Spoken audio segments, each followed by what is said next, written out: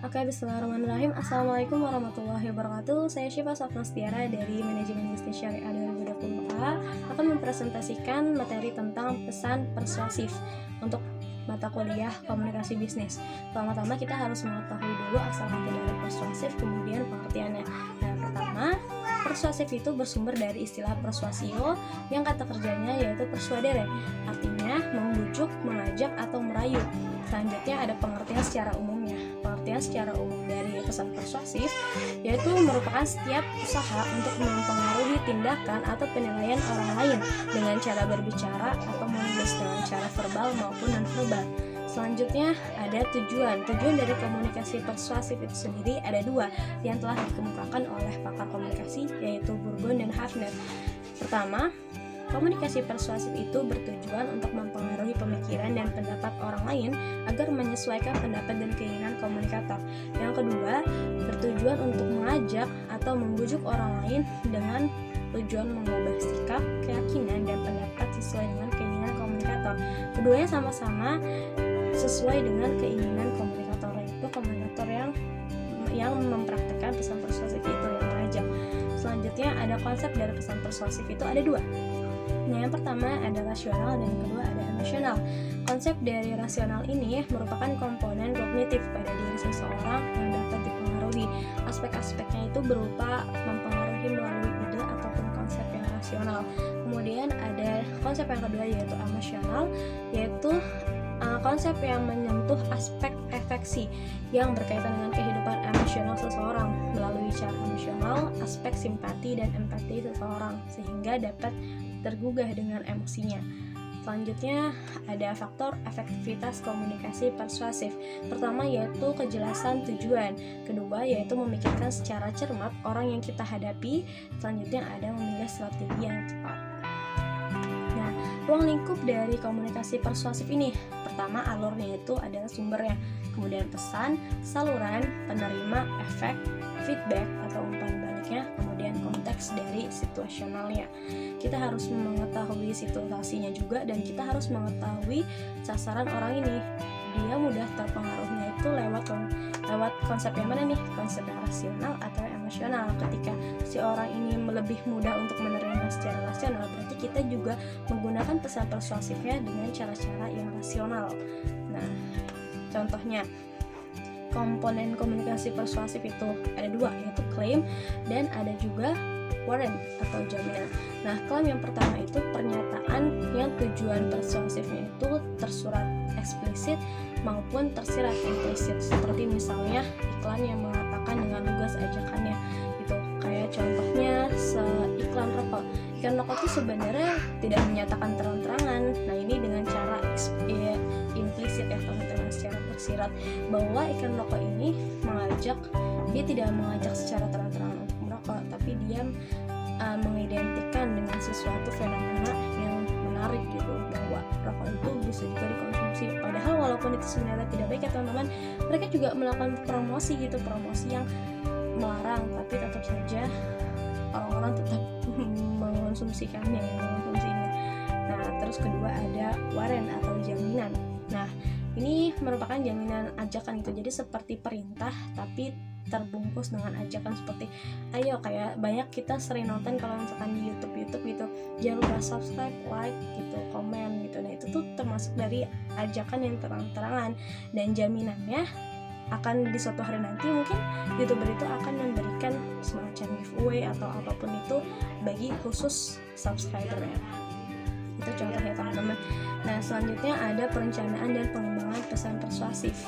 Nah, perencanaan pesan persuasif ini pertama kita harus mengubah kepercayaan atau tindakan audiens untuk mencapai tujuan kita sebagai komunikator, sebagai orang yang memberikan pesan persuasif. Contohnya permintaan pimpinan untuk datang tepat waktu melalui pertemuan. Jadi kita harus memberikan ajakan gitu kepada pimpinan untuk bisa hadir tepat waktu. Namun ajakan dengan yang sepertinya itu terang-terangan ya, karena kan kita langsung gitu ngomong secara langsung.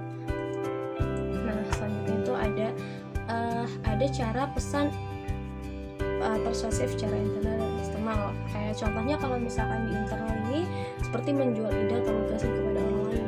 Contohnya seperti pimpinan untuk menyediakan fasilitas IT, mengajak teman-teman mengumpulkan dana untuk menyumbang kepada kegiatan sosial. Nah, kemudian ada untuk cara ke eksternal gitu, cara misal di luar SEBI gitu ya. Nah, kita mengadakan dana atau kerjasama, seperti contohnya kayak misalkan SEBI mengadakan sebuah acara yang membutuhkan bantuan dana oleh pihak luar. Nah, ini kan otomatis kita juga ada ajakan kepada pihak luar untuk ikut bekerja sama dalam keuangan gitu.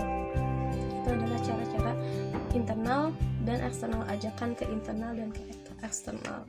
Nah, pesan persuasif ini tidak hanya berkomunikasi secara pesan, tetapi juga menuntut audiens untuk melakukan sesuatu aktivitas yang kita ingin lakukan gitu, yang kita harapkan mereka melakukannya.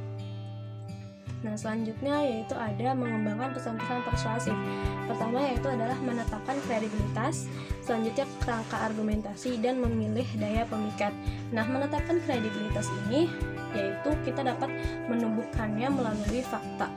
Jadi kita tuh memberikan data-data yang fakta gitu. Jangan kita berikan data-data yang tidak jelas itu, sehingga itu menjadi kredibilitas kepercayaan kita untuk orang-orang yang kita menjadi tujuan sasaran ajakan kita tuh bisa lebih percaya, sehingga kita juga memiliki kredibilitas orang yang jujur dan dapat dipercaya. Juga kita memiliki latar belakang pengalaman yang baik gitu, itu bisa menjadi orang-orang bisa jadi tingkat trustednya juga lebih tinggi kalau misalnya kita juga mencatat kita.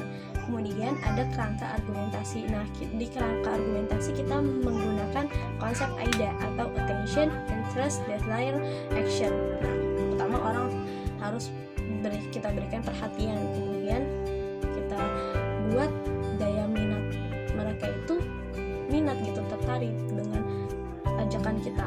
Kemudian ada hasrat, keinginan, kemudian hingga akhirnya action yaitu tindakan. Itu sudah menjadi finalnya dari tujuan pesan persuasif ini. Kemudian yang ketiga yaitu memilih daya pemikat. Nah, ini bisa menggunakan dengan logika atau emosional, bahkan kedua-duanya itu bisa lebih bagus karena kita juga bisa, karena orang-orang juga nggak sepenuhnya kayak misal harus emosi dengan emosional atau dengan logika, tapi jika kedua-duanya digunakan itu lebih baik gitu. Juga mempertimbangkan etika-etikanya. Selanjutnya ini ada contoh penggunaan konsep AIDA ya teman-teman. Nah, jadi kita harus memperkenalkan produknya dulu. Misal kayak produk kita itu dibutuhkan, jadi itu kan menjadi perhatian kan bagi orang. Kemudian produk kita itu memiliki ciri khas yang orang lain nggak punya gitu, sehingga orang-orang bisa tertarik untuk membeli gitu. Misalnya ini kita contohkan kepada seorang pembisnis gitu. Selanjutnya ada daya pick up interest, mungkin dengan promo-promo atau lain halnya, atau dengan cashback, promo diskon, atau ada member card dan lain-lain. Itu bisa dikreativitaskan oleh pembisnis. Itu jadi menjadi kita menarik daya tarik pembeli gitu, supaya pembeli itu ingin beli pada kita. Nah, kita kan menggunakan pesan persuasif ajakan untuk membeli secara halus dengan konsep AIDA ini. Hingga akhir ya, setelah sampai ke final, orang itu membeli dan terjadilah akad. Di situ adalah action. Nah, itu kan kita harapkan untuk dapat dibeli gitu, agar produk kita dapat dibeli. Nah, itu contohnya teman-teman, contoh singkatnya. Nah, terus selanjutnya ada tips dan triks untuk pendekatan dasar menggunakan komunikasi persuasif. Nah, menurut Aristoteles ada 3 pendekatan dasar dalam komunikasi yang mampu mempengaruhi orang lain. Pertama yaitu logical arguments atau logos. Nah, penyampaian ajakan menggunakan argumentasi data-data yang ditemukan. Kemudian ada psychological atau emotional argument, pathos, yaitu penyampaian ajakan menggunakan efek emosi positif maupun negatif. Misalnya iklan yang menyenangkan, lucu, sehingga membuat kita tuh menarik. Bahkan yang sedih juga bisa membuat kita berempati gitu.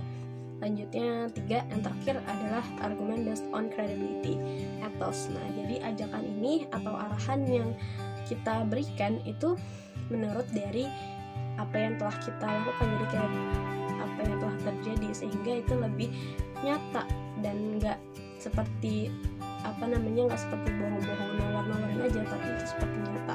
Kayak contohnya kita menuruti nasihat medis dari dokter. Nah, hal ini kan kita telah jelas ya bahwa dokter itu memang orang yang ahli dalam kesehatan. Jadi kita sehingga ketika kita memberikan data-data dari seorang dokter, orang lain itu nih, konsumen misalnya, itu pun percaya gitu. Misal kita menjual kosmetik ya, atau skincare yang itu kan bahan-bahannya dari bahan-bahan kimia yang orang-orang khusus aja yang paham gitu, nggak semuanya paham. Nah, itulah tips dan trik untuk pendekatan dasar komunikasi persuasif. Nah, ini juga ada juga pendekatan tindakan untuk komunikasi. Menurut Rushdie terdapat beberapa indikator efektivitas persuasi dari sudut pandang audiens, seperti audiens mempunyai pemikiran yang sama dengan komunikator. Yang kedua, ada audiens berempati dengan komunikator. Yang ketiga, ada audiens mengubah sikap. Keempat adalah audiens melakukan internalisasi dan mempertahankan nilai-nilai persuasinya oleh komunikator. Nah, itu adalah pendekatan tindakan komunikasi menurut sudut pandang audiens. Nah, ini juga ada trik simpelnya untuk melakukan komunikasi persuasif. Itu pertama, kita harus bercermin dengan orang lain, juga memberikan kelangkaan sehingga menarik daya pikat gitu ya, waktu yang tepat, obrolan yang cair, juga benefit dan keserasian. Itu adalah trik-trik dari komunikasi persuasif teman-teman, agar lebih menarik audiens. Selanjutnya, etika. Nah, ini yang terakhir, yaitu etika komunikasi persuasif. Kita tidak diperkenankan gitu untuk menggunakan data-data palsu, juga tidak menggunakan alasan yang meragukan, karena ketika kita yang ragu, maka audiens pun akan lebih ragu gitu, karena kita yang menyampaikan aja ragu gitu. Selanjutnya ada 3. Nah, ini juga tidak diperkenankan gitu untuk menjelaskan apa yang memang bukan kompetennya gitu, bukan kompetensinya gitu. Walaupun mungkin nggak salah juga, tetapi akan lebih baik jika dijelaskan oleh ahlinya gitu. Ketika kita misalkan ahli di bidang marketing, atau kita ahli di bidang ekonomi syariah gitu ya, nah kita memberitahunya ya tentang ekonomi syariah gitu. Nah, itu yang akan menjadi peningkatan audiens lebih percaya. Jadi kalau misalkan kayak kita jagonya di ekonomi syariah, tapi kita soal-soal itu cerita tentang coding, jadi kan jatuhnya kayak asal gitu. Walaupun ya itu nggak salah, karena kan kita juga sama-sama belajar, tapi akan lebih meningkatkan kredibilitasnya jika ketika kita memiliki keahlian dalam bidang dan itu kita menjelaskannya. Nah, terakhir yaitu tidak diperkenankan untuk mengajukan hal-hal yang tidak berkaitan, untuk mengalihkan perhatian gitu, untuk mengalihkan perhatian isu yang sedang menjadi perhatian gitu, yang sebenarnya sedang kita bahas tapi malah kemana-mana. Nah, itu etikanya ya teman-teman, etika berkomunikasi persuasif. Nah, mungkin itu saja yang dapat saya sampaikan. Kurang lebihnya mohon maaf jika ada yang salah atau kurang bisa diperbaiki. Cukup sekian